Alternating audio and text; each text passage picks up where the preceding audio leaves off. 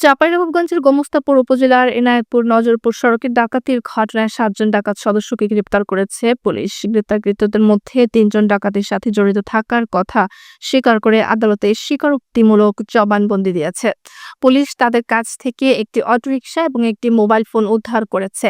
জেলা পুলিশের গোয়েন্দা শাখা এবং গোমস্তাপুর থানা পুলিশের যৌথ অভিযানে গত কয়েকদিনে তাদের গ্রেপ্তার করা হয়। ২০ মার্চ জেলা পুলিশ সুপারের কার্যালয়ে এক সংবাদ সম্মেলনে এসব তথ্য জানানো হয়।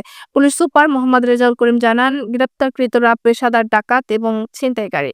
তাদের বিরুদ্ধে একাধিক ছিনতাই ও চুরির মামলা রয়েছে। এমনকি এক ডাকাত দলের সদস্য ঘটনার ২ দিন আগে জামিনে মুক্ত হয়ে আবারও টাকা দিতে অংশ নেয়। তিনি আরও জানান, ঘটনার সাথে জড়িত বাকি সদস্যদেরকেও আটক ও ছিনতাইয়ের মালামাল উদ্ধার করতে অভিযান চালানো হচ্ছে।